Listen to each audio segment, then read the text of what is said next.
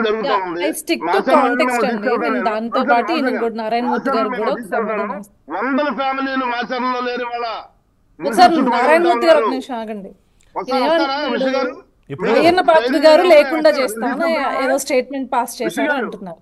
మీరు ఎస్, చాలా చూస్తుంటారు ఆయన మీకు. భౌతికంగా నారాయణమూర్తి లేకుండా గారు చేద్దాం అనలా. నారాయణమూర్తి గారు మీరు ఈ అడిగిన ప్రశ్నకి నేను కదా అనూష్ గారు ఉన్నారు కదా, ఆవిడ ప్రతినిధి కదా, ఆవిడ సమాధానం చెప్తారు. ఆ తర్వాత మళ్ళీ మీరు మాట్లాడండి. ఇప్పుడు ఆమె తీసుకునేంత నారాయణమూర్తి గారు నిర్ణయం ఆగండి. మీరు నాతో వస్తారా? నేను తీసుకెళ్తాను. మాచర్ల పోదాం. వెళ్దాం వెళ్దాం ఎన్ని వెళ్దాం ఫ్యామ్- వెళ్దాం. ఒక్క నిమిషం ఆగండి. ఒక్క నిమిషం. రోడ్ల ముందు మీద సంగతి ఇదిగోండి కాదు. ప్రతిపక్ష ముందు అప్పుడు సంగతి ప్రతిపక్ష కాదు సార్. నాయకులు ఇవాళ వే- నారాయణమూర్తి గారు ఇవాళ అసెంబ్లీ ప్రతిపక్ష సంగతి తెలియక నాయకులు మాచర్ల సంగతికి వెళ్దాం. కాన్స్టిట్యున్సీలోకి వెళ్తేనే రోడ్ల మీద నుంచి ఇంత రాడ్లు పట్టుకుని ఇంత కర్రలు పెట్టుకుని కొట్టిన చరిత్ర ఇది. మీరు నేను కూర్చుని దాడుల గురించి దాష్టికాల గురించి మాట్లాడుకుంటే నవ్వుతారు కానీ అయ్యన్న పాత్రుడు గారు ఏమన్నారు? ఒకటి సార్, అయ్యన్న పాత్రుడు గారు ఏమన్నారు? జగన్మోహన్ రెడ్డి అనే అతన్ని రాజకీయాల నుంచి దూరంగా ఉంచాలి, దూరం లేకుండానే చేయాలి, అసలు ఆ 11 కూడా రాకూడదు, నీ అంత టెర్రరిస్ట్ అంతకన్నా ఘోరం జగన్మోహన్ రెడ్డి అనే వ్యక్తి గత ఐదేళ్ల పరిపాలనలో మేము చూసాము. ప్రశ్నించిన ప్రతి ఆడబిడ్డ మీద కేసులు పెట్టిన మహానుభావుడు తల్లి చెల్లెనే లెక్క చేయలేనాడు. అవునా కదా? సో అలాంటి వ్యక్తిని ఉండకుండా ఉంచాలండి. అసలు రాజకీయాలకు నేనే అంట, అయ్యన్న పాత్రుడు గారు కాదు, నేనే అంట. అనూష గారు ఇంకోటి ఏంటంటే ఇవాళ కాదు కాదు ఒక అప్డేట్ ఏంటంటే ఇవాళ వర్కింగ్ డే లా రాదుట. ఎందుకంటే గవర్నర్ ప్రసంగం కాకుండా మళ్ళీ ఇంకో రోజు రావాలి, లేకపోతే 60 రోజుల కత్తి వేలాడుతూనే ఉంది. సార్ ఒక నిమిషం సార్, అంబటి రాంబాబు గారి స్టేట్మెంట్స్ నేను మాట్లాడతాను సార్. ఒక నిమిషం సార్, నారాయణమూర్తి గారు కాదు ఓవర్లేప్ అయిపోయి వద్దు, మనం డిబేట్ ఇట్లా కాదు, ఒక్కొక్కళ్ళు మాట్లాడదాం. ఓకే అనూష్ గారు స్టేట్మెంట్ కంప్లీట్ అవనివ్వండి. అంబటి రాంబాబు గారు అడిగింది, అదే విధంగా పవన్ కళ్యాణ్ గారు జర్మనీ ఎందుకు వెళ్ళమన్నారు అనేది చెప్తాం. చెప్పండి సార్, పవన్ కళ్యాణ్ గారు ఎందుకు జర్మనీ వెళ్ళమన్నారు? జర్మనీలో వారి రాజ్యాంగం ప్రకారం పర్సంటేజ్ ఆఫ్ ఓట్స్ ప్రకారం అక్కడ లీడర్షిప్ ఎలిజిబిలిటీ ఉంటుంది.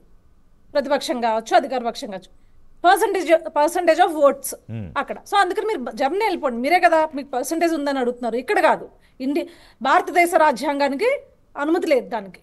పర్సంటేజ్ ఆఫ్ ఓట్స్, సీట్స్ ఉండాలి, డెఫినెట్గా మ్యాండేట్ ఉండాలి. సో అందుకని మీరు జర్మనీ మీకు అది కావాల్సిన జర్మనీ వెళ్ళిపోండి అని అన్నారు.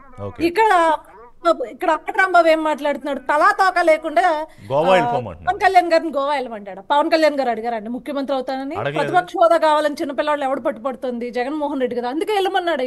ఇక్కడ లేదు.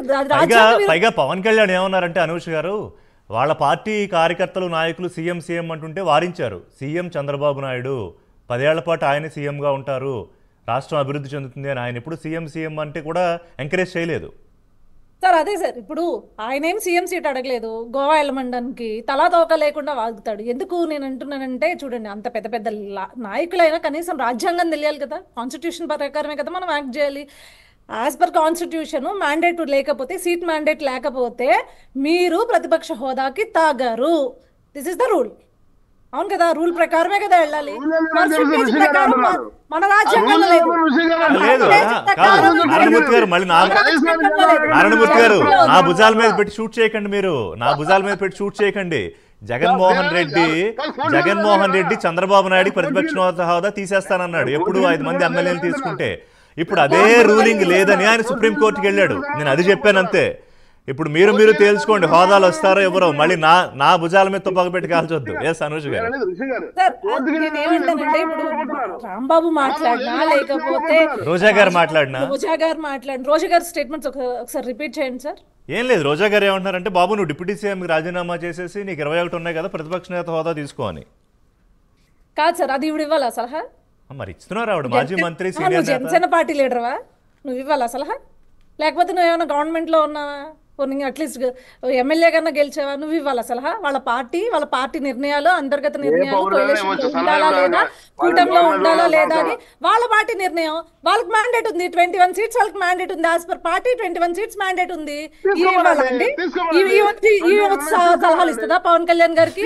11 సీట్ల ప్రభుత్వం ఏర్పాటు చేస్తే, అసలు కూటమి ఏర్పాటు అవడానికి జనసేన అధినేత మొత్తం కాలు కలిపి అంతా ప్రభుత్వ ఏర్పాటులో కీలక పాత్ర పోషిస్తే ఈ రోజు మీకు 21 ఉన్నాయి కదా, ఈ రాజీనామా అంటే చేసి ప్రతిపక్ష 11 పాత్ర సీట్ల రిప్రజెంట్ పోషించంటే చేసే పార్టీ కదండి ఈవిడది. సో ఈవిడొచ్చి మనకు సలహాలు ఇవ్వాలా? విల్సన్ ఈవిడ గారు. వచ్చి సలహాలు ఇస్తే కూటమి ప్రభుత్వం తీసుకుంటుందా, లేకపోతే కూటమి పార్టీలు తీసుకుంటాయా? ఈవిడ సలహాలు ఎందుకు పాటిస్తుందంట? నీకేమన్నా ఉండాలి అనుకుంటే యాజ్ పర్ బడ్జెట్ సెషన్ ఈ రోజు నీకు గవర్నర్ గారి ప్రసంగంలో ఆయన మెన్షన్ చేసిన పాయింట్స్ గురించి నీకు దమ్ముండా వచ్చి మాట్లాడు, దాని మీద డిస్కస్ చేయి, డిబేట్ చేయి. ఇవేమీ ఉండవు. ఊరికే బాబు గారు యాక్చువల్ గా మీద షర్మిల గారు పవన్ కళ్యాణ్ మాట్లాడారు, గారి మీద ఏడ్చామా? షర్మిల గారు మాట్లాడారు, జగన్మోహన్ రెడ్డి ఈ నీచ రాజకీయాలు ఇంకా మానవా, 11 మందితో ఇళ్ళు 11 నిమిషాలు కూడా ఉండవా అని ఆవిడ అప్పటి నుంచి పాలసీల గురించి మాట్లాడారు. సిలిండర్ పథకం తప్ప మిగతా అమలు కాలేదు. ఎస్, ఖచ్చితంగా మాట్లాడాలి. ఇప్పుడు తెలుగుదేశం పార్టీ 6 హామీలు ఇస్తాం, 6 పాయింట్ సూపర్ 6 అని వచ్చింది. ఆ అమలు అయ్యాయా లేదా అడగాలి కదా. జగన్మోహన్ రెడ్డి కంటే గట్టిగా ఎవరు అడగగలరు? నారాయణమూర్తి భయం గారు ఏంటి అసలు? మాట్లాడడానికి భయం ఏంటి అసలు? ఎందుకు అసెంబ్లీలో ఉండలేకపోతున్నాడు? ఎందుకంత సఫకేట్ ఫీల్ అవుతున్నాడు? ఎందుకు? జగన్మోహన్ రెడ్డి మీరు మంచి ప్రశ్న అడిగారు, మంచి ప్రశ్న అడిగారు నారాయణమూర్తి గారు. ఎందుకు జగన్మోహన్ రెడ్డి సఫకేషన్ ఫీల్ అవుతున్నారు? వీళ్ళు ఎందుకు భయపడి పారిపోతా ఉన్నారన్న? ఇప్పుడు ఎవరు ప్రతిపక్షం పారిపోయారు? మీరు కదా పారిపోయింది ఈ రోజు. పోయిందండి. వీళ్ళు ఎందుకు భయపడి పారిపోతున్నారు? ఎక్కడ పారిపోయారు వాళ్ళు? కదా పారిపోయింది ఈ రోజు. ఇస్తారంటే ఇస్తే ఒకవేళ వీళ్ళకేం లాసు అంటే మాట్లాడాలి. నారాయణమూర్తి గారు నిజంగా కాదు చెప్తున్నా. కాదు, ఒక పిల్లాడు కూడా 10 సార్లు అడుగుతాడు చాక్లెట్ కావాలని, ఇవ్వనంటే ఊరుకుంటాడు. ఇంకా మీరు అసలు ఊరుకోట్లా. పిల్లాడు చాక్లెట్ అడుగుతాడు, పిల్లాడు దేవుడితో సమానం, అది వేరే విషయం. నేను అనేది ఎందుకు సఫికేషన్ ఫీల్ అవుతున్నారు ఇవ్వడానికి? ఎందుకంటే ప్రశ్నిస్తే వాళ్ళ సమాధానాలు లేవు. మోసం ప్రజల్ని నిలువున మోసం చేశారు, రైతులు మోసం చేశారు, స్టూడెంట్స్ మోసం చేశారు, బీసీ ఎస్సీ ఎస్టీ మోసం చేశారు, మహిళలు అయితే పూర్తిగా ఉంచేశారు. 18,000